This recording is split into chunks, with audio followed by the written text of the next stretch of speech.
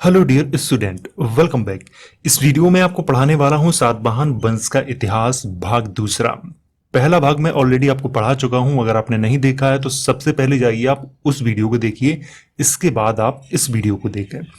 इस वीडियो में आपको पढ़ाने वाला हूं गौतमीपुत्र सातकर्णी, वशिष्ठीपुत्र पुलुमावी, यज्ञश्री सातकर्णी, कला एवं संस्कृति के बारे में। पहले भाग में मैंने आपको पढ़ाया था सातवाहन वंश का प्रारंभिक इतिहास, सिमुक के बारे में पढ़ाया था मैंने, कृष्ण के बारे में पढ़ाया था, सातकर्णी प्रथम के बारे में पढ़ाया था और राजा हाल के बारे में मैंने पढ़ाया था। तो जो प्रारंभिक इतिहास है सातवाहन वंश का मैंने भाग 1 में पढ़ाया है, तो इसीलिए आप जाइए पहले उस वीडियो को देखें, इसके बाद आप इस वीडियो को देखें। लिंक है डिस्क्रिप्शन बॉक्स में या फिर इस वीडियो के अंत में वो वीडियो आपको मिल जाएगा। अगर आपको इसकी पीडीएफ चाहिए तो लिंक है डिस्क्रिप्शन बॉक्स में या फिर मेरे टेलीग्राम चैनल पर चले जाओ, तो वहां भी इस वीडियो की जो पीडीएफ है वो मिल जाएगी आपको। तो चलिए इस वीडियो की शुरुआत करते हैं और पढ़ते हैं सातवाहन वंश का इतिहास भाग दूसरा। यह है सूचना, तो इसे आप जरूर पढ़ें। गौतमीपुत्र सातकर्णी, वीडियो की शुरुआत यहां से करेंगे। गौतमीपुत्र सातकर्णी का शासनकाल 106 से 130 ईस्वी के मध्य में था।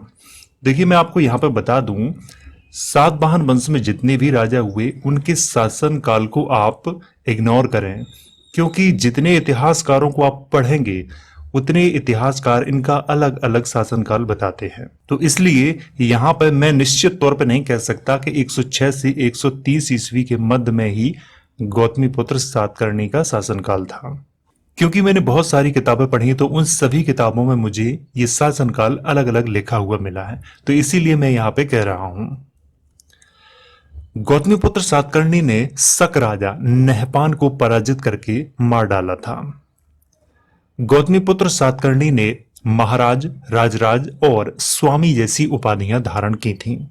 गौतमीपुत्र सातकर्णी के द्वारा ही वेणकटक नामक नगर बसाया गया था, तो ये भी आपको याद रखना है। तो जितना मैंने यहाँ पे हाईलाइट किया हुआ है इसको आपको याद रखना है, क्योंकि एग्जाम में सबसे ज्यादा यही आज तक पूछा गया है, इसीलिए मैंने इसको हाईलाइट किया हुआ है। गौतमीपुत्र सातकर्णी ने बौद्ध संघ को अजकाल किए नामक कर मुक्त क्षेत्र दान में दिया था। तो ये भी आपको याद रखना है, अजकाल किए क्षेत्र जो कर मुक्त था वो दिया था किसको? बौद्ध संघ को। गौतमीपुत्र सातकर्णी ने ही कार्ले के बौद्ध भिक्षु संघ को करजक नामक कर मुक्त ग्राम दान में दिया था। तो यहां पर ये आपको याद रखना है जितना मैंने हाईलाइट किया हुआ है, क्योंकि ये मुझे एग्जाम में मिला था, तो इसीलिए मैंने इसको यहां पर लिखा हुआ है। शून्यवाद के संस्थापक नागा अर्जुन संभवतः गौतमीपुत्र सातकर्णी के समकालीन थे, तो ये भी आपको याद रखना है। यहाँ पे गौतमीपुत्र सातकर्णी के बारे में नासिक लेख में कहा गया है कि समुद्र तोय पीता वाहन, यानी तीनों समुद्रों का पानी पी लिया था। ऐसा कहां कहा गया है? नासिक लेख में कहा गया है। तो जितना मैंने यहाँ पे हाईलाइट किया हुआ है इसको आपको याद रखना है अच्छे से। गौतमीपुत्र सातकर्णी ने ही बौद्ध साधुओं तथा सनातन साधुओं को भूमि दान में दिए जाने की प्रथा को प्रारंभ करवाया था। ये प्रश्न बहुत बार एग्जाम में पूछा गया है, हालांकि मैंने हाईलाइट नहीं किया है इसको, लेकिन ये बहुत जरूरी है, तो इसे आप अच्छे से याद रखें। गौतमीपुत्र सातकर्णी को नासिक लेख में ब्राह्मण कहा गया है। ये आपको यहाँ पे याद रखना होगा कि नासिक लेख में ब्राह्मण कहा गया है किसको? गौतमीपुत्र सातकर्णी को। और मैं आपको बता दूं कि सातवाहन वंश ही पूरा ब्राह्मण वंश था। ये आपको याद रखना है कि इसके जितने भी राजा हुए सबके सब ब्राह्मण थे, तो ये आपको याद रखना है। यहाँ पे संभवतः 130 ईस्वी में गौतमीपुत्र सातकर्णी की मृत्यु हो गई थी। यहां मैंने संभवतः क्यों लिखा हुआ है? देखिए संभवतः मैंने इसलिए लिखा हुआ है कि निश्चित नहीं है, हो सकता है कि 130 ईस्वी में गौतमीपुत्र सातकर्णी की मृत्यु हुई हो, क्योंकि इतिहासकार अलग अलग इनका जो समय है वो बताते हैं। कोई अलग शासनकाल लिखता है तो कोई अलग लिखता है, कोई मृत्यु के बारे में अलग लिखता है तो कोई मृत्यु के बारे में और अलग लिख देता है। तो इसीलिए मैंने यहाँ पर ये संभवतः शब्द लिखा हुआ है। अब बात करते हैं वशिष्ठीपुत्र पुलुमावी की। तो यहाँ पर अब पढ़ते हैं इनका इतिहास। वशिष्ठीपुत्र पुलुमावी का शासनकाल 130 से 154 ईस्वी के मध्य में था। वशिष्ठीपुत्र पुलुमावी गौतमीपुत्र सातकर्णी के पुत्र थे। मैं आपको बता दूं यहाँ पर ये वशिष्ठीपुत्र क्यों लिखा है, और ये गौतमी पुत्र लिखा हुआ है। देखिए यहाँ पर वशिष्ठी इनकी माता का नाम था, ठीक है। इन्हें पुलुमावी, पुलुमावी तो इन्हें कहा जाता था, लेकिन पुराणों में इन्हें पुलुमा कहा गया है। तो इसीलिए चाहो तो आप पुलुमा कह लो, चाहे आप पुलुमावी कह लो, एक ही बात है। यहां पर गौतमी पुत्र, देखिए गौतमी पुत्र इनकी माता का नाम था, जो सातकर्णी राजा हुए थे इनकी माता का नाम था, इसीलिए उन्होंने अपनी माता का नाम पहले लगाया, यानी कि गौतमी पुत्र सातकर्णी। तो यहां पर वशिष्ठी पुत्र पुलुमावी, इसीलिए यहां पर ये लिखा हुआ है। वशिष्ठी पुत्र पुलुमावी का विवाह उज्जैन के शक राजा रुद्रदामन की पुत्री से हुआ था, परंतु रुद्रदामन के जूनागढ़ अभिलेख में वशिष्ठी पुत्र पुलुमावी को पराजित करने का उल्लेख किया गया है। तो यहां पर थोड़ा समझ लेते हैं। देखिए अगर अभिलेखों की बात करें, वशिष्ठी पुत्र पुलुमावी के जो लेख हैं उनमें अगर देखा जाए तो वो कहते हैं कि रुद्रदामन की पुत्री से विवाह हुआ था इनका। लेकिन रुद्रदामन का ही एक जूनागढ़ अभिलेख है जो कि बहुत प्रसिद्ध है। उसमें ऐसा कहा गया है कि रुद्रदामन ने वशिष्ठी पुत्र पुलुमावी को पराजित किया था। तो ये कहाँ लिखा हुआ है? जूनागढ़ अभिलेख में लिखा हुआ है। वशिष्ठी पुत्र पुलुमावी को दक्षिणा पथेश्वर भी कहा जाता है, ये आपको याद रखना है। यहाँ पे वशिष्ठी पुत्र पुलुमावी ने अमरावती के बौद्ध स्तूप का पुनर्निर्माण करवाया था। मैं आपको देखो बता दूं, हालांकि मैंने शुरुआत में भी आपको बताया था कि सातवाहन राजाओं की जो प्राचीन जो राजधानी थी वो अमरावती थी। अमरावती दो है, एक महाराष्ट्र में है और एक आंध्र प्रदेश में है। आंध्र प्रदेश के गुंटूर जिले में है, जो कि आंध्र प्रदेश की नई राजधानी भी है। और इसीलिए वो राजधानी बनाई गई थी क्योंकि सातवाहन राजाओं की वो प्राचीन राजधानी है। ठीक है, इसको आपको यहाँ पे याद रखना है। इसकी चर्चा मैंने पार्ट 1 में की है, तो आप उस वीडियो को देखो, तो वहां पे आपको मैंने अच्छे से समझाया है। तो अमरावती में एक बौद्ध स्तूप था, तो उसका पुनर्निर्माण किसने करवाया था? वशिष्ठी पुत्र पुलुमावी ने करवाया था। वशिष्ठी पुत्र पुलुमावी के द्वारा ही नवलगढ़ नामक नगर को बसाया गया था। तो ये भी आपको यहाँ पे याद रखना है। वशिष्ठी पुत्र पुलुमावी ने नगर स्वामी की उपाधि धारण की थी। पुराणों में वशिष्ठी पुत्र पुलुमावी को पुलोमा सातकर्णी के नाम से उल्लेखित किया गया है। देखिए पुलोमा सातकर्णी, वास्तविक नाम इनका पुलोमा ही था। तो यहां पर आपको ये याद रखना है, पुलोमा सातकर्णी। तो ये कहाँ है लिखा हुआ है? ये पुराणों में लिखा हुआ है। तो जो पुराणों में नाम लिखा हुआ है यही वास्तविक नाम है। और इनका जो वशिष्ठी पुत्र पुलुमावी है वो अभिलेखों में लिखा हुआ है, तो इसीलिए इतिहासकारों ने इनका वशिष्ठी पुत्र पुलुमावी लिखा हुआ है। तो जितना मैंने हाईलाइट किया हुआ है इसको आपको याद रखना है, ये बहुत जरूरी है क्योंकि ज्यादातर एग्जाम में जो आया है मैंने उसी को यहाँ पे हाईलाइट किया हुआ है। तो इसको आपको याद रखना है। वशिष्ठी पुत्र पुलुमावी ने संपूर्ण आंध्र प्रदेश को अपने अधीन कर लिया था, लेकिन उससे पहले सातवाहन वंश में जितने भी राजा हुए उन्होंने संपूर्ण आंध्र प्रदेश को अपने अधीन नहीं कर पाया था। थोड़ा यहाँ पर समझ लेते हैं। देखिए मैं एक दिन एक मूवी देख रहा था, गौतमी पुत्र सातकर्णी, चाहो तो आप देख लेना, यूट्यूब पे अवेलेबल है। तो उसमें ऐसा दिखाया गया था कि गौतमी पुत्र सातकर्णी ने पूरे भारत को विजित कर लिया था। देखिए ये बात झूठ है, ये सही नहीं है। फिल्मों में थोड़ा बढ़ा चढ़ा के दिखाया जाता है। गौतमी पुत्र सातकर्णी का जो साम्राज्य फैला हुआ था वो आंध्र प्रदेश, पूरे आंध्र प्रदेश नहीं, आंध्र प्रदेश, कर्नाटक और महाराष्ट्र, इन इलाकों में फैला हुआ था। जैसे ही वशिष्ठी पुत्र पुलुमावी का शासन आया तो सबसे पहले उसने पूरे आंध्र प्रदेश को अपने अधीन कर लिया था। और वशिष्ठी पुत्र पुलुमावी के जो शासनकाल था वो कुछ मध्य प्रदेश, पूरा महाराष्ट्र, इस तरह से लगा हुआ था। तो यानी कि वशिष्ठी पुत्र पुलुमावी का जो साम्राज्य था वो काफी बड़ा था। तो ये आपको यहाँ पे याद रखना है। वशिष्ठी पुत्र पुलुमावी को संपूर्ण आंध्र पर विजय प्राप्त करने के कारण प्रथम आंध्र सम्राट भी कहा जाता है। तो ये आपको याद रखना है कि वशिष्ठी पुत्र पुलुमावी ने क्या किया था कि पूरे आंध्र प्रदेश को अपने अधीन कर लिया था, इसीलिए प्रथम आंध्र सम्राट भी कहा जाता है वशिष्ठी पुत्र पुलुमावी को। ये आपको याद रखना है। वशिष्ठी पुत्र पुलुमावी के बाद सातवाहन वंश में कई राजा हुए, परंतु उनका इतिहास उपलब्ध नहीं है, इसीलिए उनके बारे में मैं आपको ज्यादा जानकारी नहीं दे सकता। तो जितना मैंने यहाँ पे हाईलाइट किया हुआ है इसको आपको याद रखना है। अब बात करते हैं यज्ञश्री सातकर्णी की, तो इनके बारे में पढ़ लेते हैं। यज्ञश्री सातकर्णी का शासनकाल 165 से 195 ईस्वी या 174 से 203 ईस्वी के मध्य में था।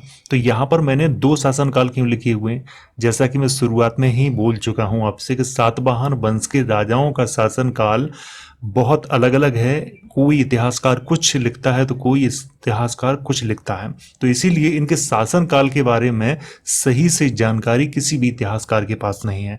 यहाँ पर मैंने इंग्लिश हिंदी की किताबें पढ़ी तो उनमें अलग अलग मुझे लिखा हुआ इनका शासनकाल मिला, तो इसीलिए मैंने यहाँ पे इनका दो दो लिखे हुए हैं। हो सकता है एग्जाम में पहली बार तो पूछेगा नहीं, क्योंकि जिस राजा का शासनकाल निश्चित नहीं होता है वो एग्जाम में नहीं पूछा जाता है, लेकिन फिर भी अगर पूछा जाए तो मैंने यहाँ पर दोनों को लिख दिया है, तो आपको ये याद रखना है। यज्ञश्री सातकर्णी को जल यात्रा का प्रेमी कहा जाता है क्योंकि उनके सिक्कों पर जहाज का चित्र बना हुआ है। यज्ञश्री सातकर्णी के सिक्के महाराष्ट्र, कर्नाटक, आंध्र प्रदेश, गुजरात और मध्य प्रदेश में पाए गए हैं। देखिए, मैं आपको यहाँ पे बता दूं कि आपको याद क्या रखना है। सबसे पहले तो इनके शासनकाल को आप याद रख लें, कोशिश कर रहे हैं, हो सकता है आपको याद ना हो, क्योंकि ये शासनकाल को याद रखना इतिहास में बहुत मुश्किल का काम है। तो आपको ये याद रखना है कि यज्ञश्री सातकर्णी को जल यात्रा का प्रेमी कहा जाता है और इनके सिक्कों पर जहाज का चित्र बना हुआ है, ये आपको याद रखना है।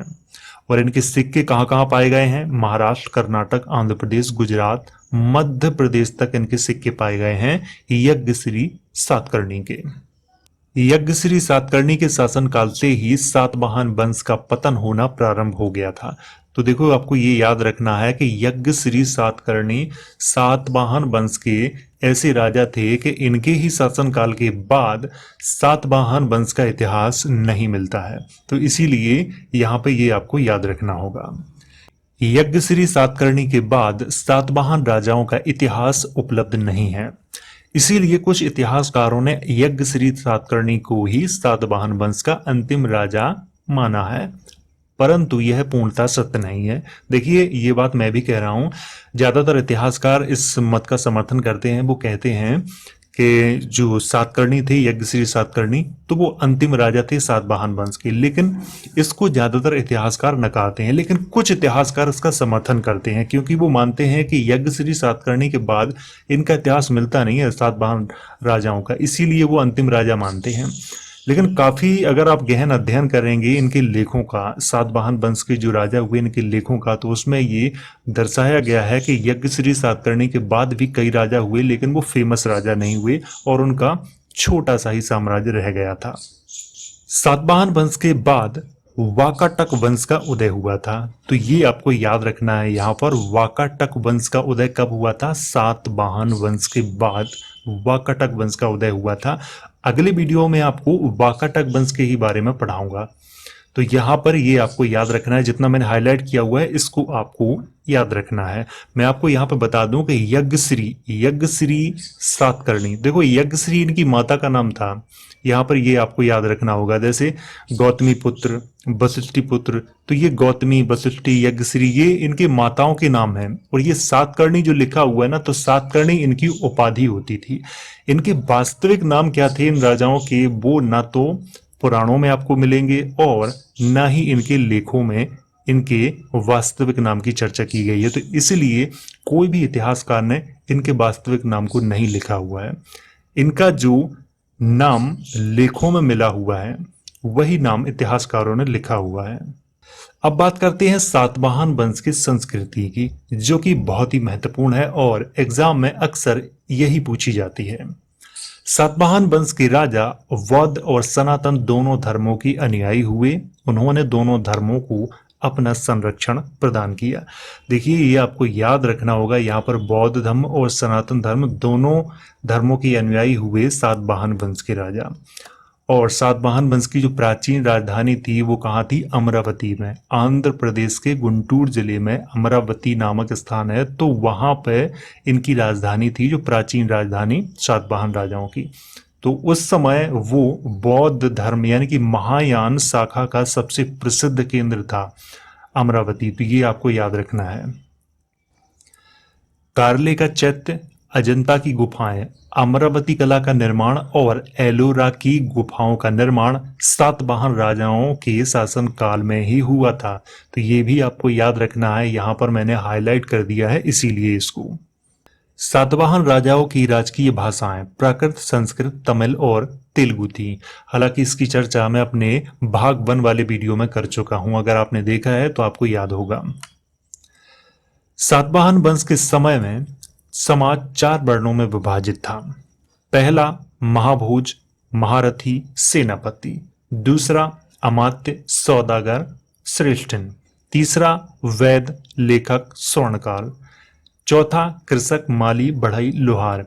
तो इस तरह से उनका जो समाज था वो बटा हुआ था। तो ये आपको यहाँ पे याद रखना है। सातवाहन वंश के समय में जो समाज था वो 4 भागों में बांटा गया था उसको।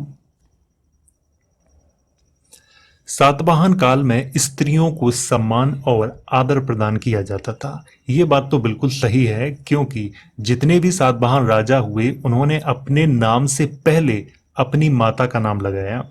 जैसे गौतमी पुत्र सातकर्णी, यज्ञश्री सातकर्णी और वशिष्ठी पुत्र।